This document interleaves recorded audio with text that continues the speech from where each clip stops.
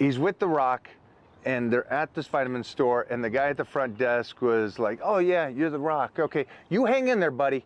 Good luck." And the guy that said it, lived in a trailer park in Palmdale.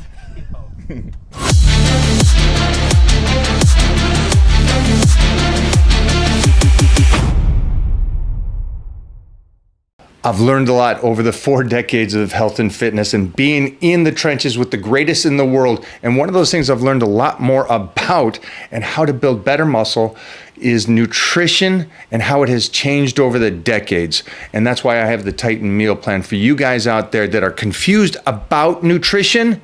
I'm gonna set you straight. Get a hold of me today. The link will be in the comments down below for you guys. Everybody, get over to the Titan meal plan, and I'll see you in the Titan crew where I will fine tune any difficulties that you're having. This is the best story in the world. Okay, you're with The Rock and you're in the vitamin store. And what the guy, do you remember the guy? The guy that worked with us that was a weirdo. He said, "You hang in there, bro." And The Rock stopped and goes, "Did he just tell me to hang? What does he think I'm doing?" And I'm like, "I don't know, dude." That's great. That was the greatest. That's the greatest. But you know story. what? Keep your chin up, kid. What year was that? That was right when The Rock. Well, The Rock had done like the rundown. He'd done enough movie. He made it. He was killing it. Yeah. But then the best was we were in the Firehouse restaurant. Hold on, before you jump over, because I just want them to understand. He's with The Rock, and they're at this vitamin store, and the guy at the front desk was like, "Oh yeah, you're The Rock. Okay, you hang in there, buddy. Good luck." And the guy that said it, lived in a trailer park in Palmdale. And he told The Rock to hang in there, 'cause, like, you know, just like, "You hang in there, bro." And I don't even think he meant it. He just said it, you know.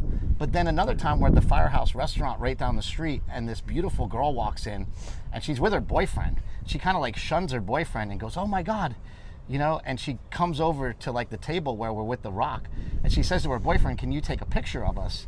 And The Rock's like, "Yeah, great." And she takes a picture and she kisses him on the cheek. She says, "Oh, thanks so much, Vin." And we're like, "Dude, she thought you were Vin Diesel. She thought you were fucking Vin Diesel." He was so mad. He was so like bummed out. Like, He got crushed. You got killed. So even if you're famous, you still get killed in You still Venice get Beach. killed on those things. Doesn't matter. So we just finished one movie. It turned out great. I am loving it. I love the dailies that we see. On to the next project. You finish, you keep going, you keep trying to go. That's, I guess, a better way to say it. And this next movie that I have booked, this is going to take all of me. This is going to take slice to the bone, all the character development, but also I need to be able to move and grow and keep that strength through this process. You'll understand why that is after you see the movie, but keeping the strength is key when you're dieting.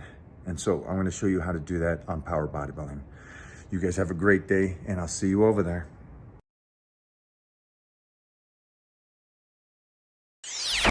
Oh my gosh. Doesn't matter. But we met a long, long time ago back in, what was it? It must have been like 92, 93. I think 92. Do you remember Jeff Poulin, bodybuilder? Jacked pro bodybuilder? I met him at sounds really familiar. I met him at a USC party, like a frat party. He was a security guard there. USC, where I went to school. Yeah. Okay. He was a bouncer. He was a bouncer at this party, and I said, "Dude, I've never seen anybody like." He was the first pro bodybuilder I ever saw in real life.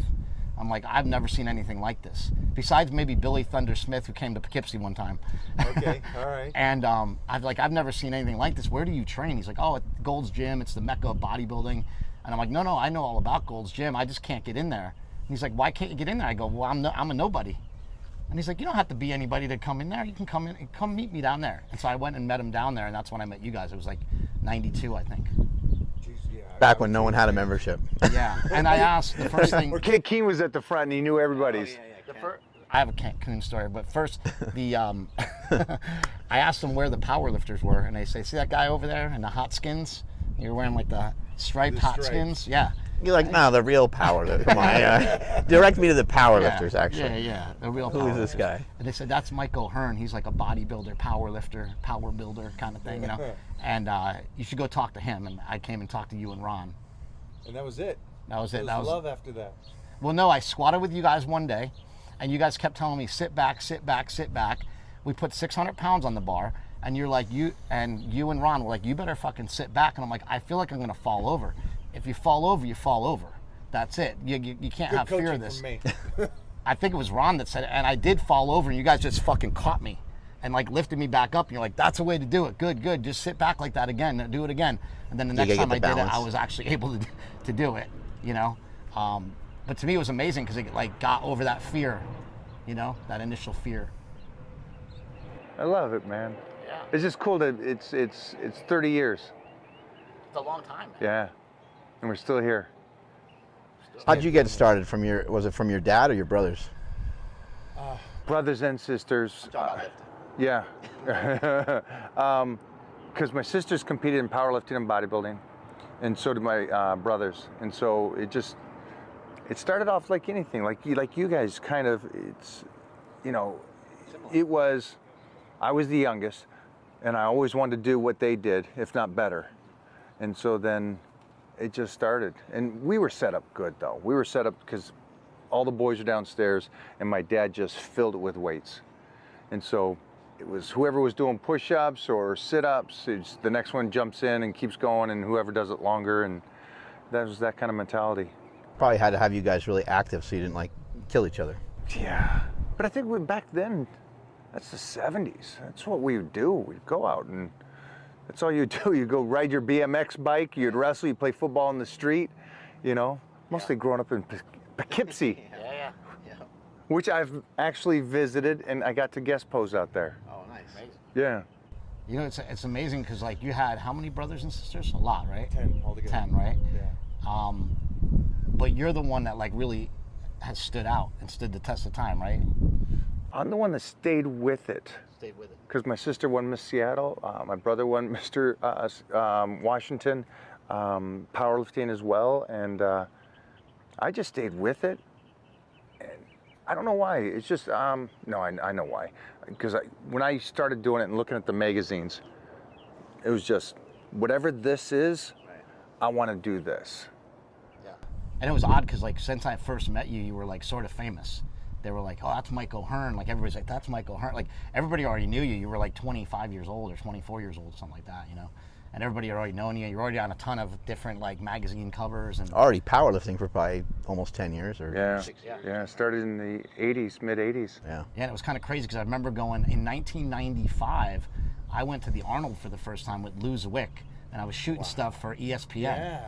And I was there shooting stuff for ESPN. And I remember like I was already friends with you, and you came through, and everybody knew who you were, and I thought it was the coolest thing. I'm like, everybody just knows this guy from lifting. That's so cool.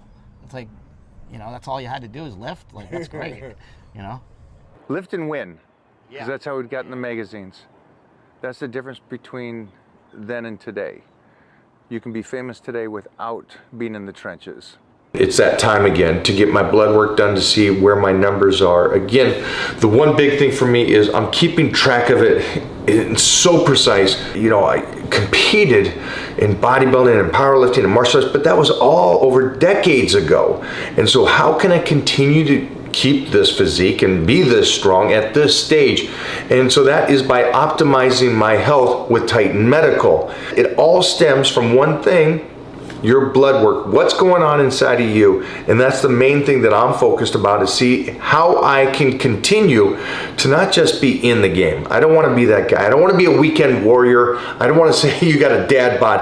I want to be the pinnacle of the health and fitness industry decades after I competed. And I've always said this too. You got so many of these guys that were with me in the 80s and 90s, and they keep putting the pictures up from the 80s and 90s. I don't want to be that guy. I like the fact that I can still put up pictures of me today, even though I won the universe back in the 90s. That's the goal for me. I don't know what your goal is, but I can tell you this. I know you want to live, and I know you want to live your best life. And that starts with blood work. Over at Titan Medical, start today.